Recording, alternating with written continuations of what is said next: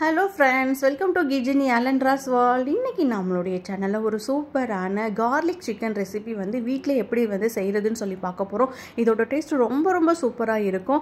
வாங்க இந்த ரெசிபி எப்படி செய்கிறதுன்னு வீடியோக்குள்ளே போய் பார்த்து தெரிஞ்சுக்கலாம். அதுக்கு இன்றைக்கி நான் ஒரு மிக்ஸி ஜாரில் 3 வரமிளகாய் எடுத்திருக்கேன்.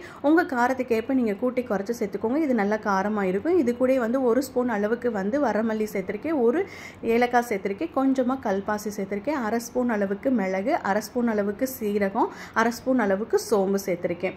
இது கூட சின்னதாக 1 துண்டு பட்டை, 2 வந்து கிராம்பு எடுத்திருக்கேன். அதையும் சேர்த்துட்டு எல்லாத்தையும் நல்லா கொரப்பாக அரைச்சி எடுத்துக்கலாம். அரைச்ச பிறகு அதில் ஒரு கைப்பிடி அளவுக்கு கருவேப்பிலை, நிறைய பூண்டு, கொஞ்சமாக வந்து இஞ்சி எடுத்து வச்சுருக்கேன். அதை நிறைய பூண்டு சேர்த்தா தான் அதோட டேஸ்ட் நல்லாயிருக்கும். இது எல்லாத்தையும் நம்ம அது கூட சேர்த்துக்கலாம். ஒரு 5-6 சின்ன வெங்காயம் எடுத்து உரிச்சு வச்சுருக்கேன், அதையும் இது கூட சேர்த்துக்கலாம். சேர்த்துட்டு எல்லாத்தையும் நல்லா கொரப்பாக அரைச்சி இந்த மாதிரி எடுத்து வச்சுக்கலாம். பாத்திரத்தை அடுப்பில் வச்சு சூடு பண்ணிக்கலாம். சூடானது நல்லெண்ணெய் சேர்த்துக்கலாம். அதான் நல்லா டேஸ்ட்டாக இருக்கும். அது ஒரு அதனால் கண்டிப்பாக நல்லெண்ணெய் சேர்த்துக்கோங்க. அது கூடயே வந்து நம்ம கட் பண்ணி வச்சுருந்தோம்ல சின்ன வெங்காயம், அதையும் சேர்த்துட்டு எல்லாத்தையும் நல்லா வதக்கிக்கலாம். அதாவது அடுப்பை வந்து லோ ஃப்ளேமில் வச்சுட்டு லைட்டாக வந்து கண்ணாடி பதம் வர அளவுக்கு, லைட்டாக அதோட கலர் சேஞ்ச் ஆகிற அளவுக்கு நம்ம என்ன செஞ்சுக்கலாம் அப்படின்னா வதக்கிக்கலாம்.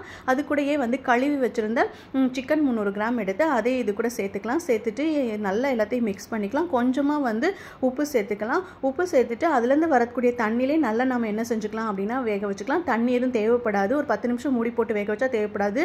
கொஞ்சமாக மஞ்சள் தூள் சேர்த்துக்கலாம். அதுலேருந்து வரக்கூடிய தண்ணியே போதுமானது. அப்படி தண்ணி வரலைன்னா கொஞ்சமாக நம்ம தண்ணி வேணும்னாலும் சேர்த்துக்கலாம். பாருங்கள், நல்லா தண்ணி விட்டு வந்துருச்சு.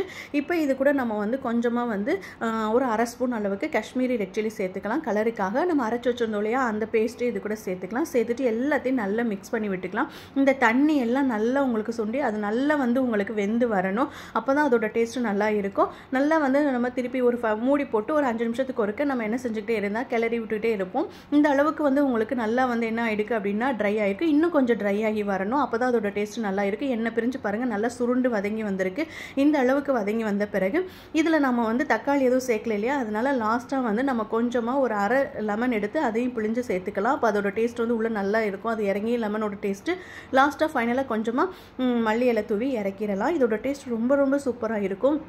அந்த அந்த பூண்டோட ஃப்ளேவர், அந்த லெமனோட ஃப்ளேவர் எல்லாம் அந்த சிக்கனில் நல்லா இறங்கி ஜூஸியாக சாப்பிட்றதுக்கே ரொம்ப டேஸ்ட்டாக இருக்கும். கண்டிப்பாக இந்த ரெசிபி உங்கள் வீட்டில் ட்ரை பண்ணி பாருங்கள்.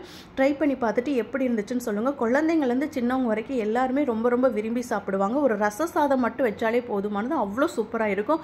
கண்டிப்பாக இந்த ரெசிபி உங்கள் வீட்டில் ட்ரை பண்ணி பாருங்கள். ட்ரை பண்ணி பார்த்துட்டு எப்படி இருந்துச்சுன்னு மறக்காமல் கமெண்ட் பண்ணுங்கள். தேங்க்ஸ் ஃபார் வாட்சிங்.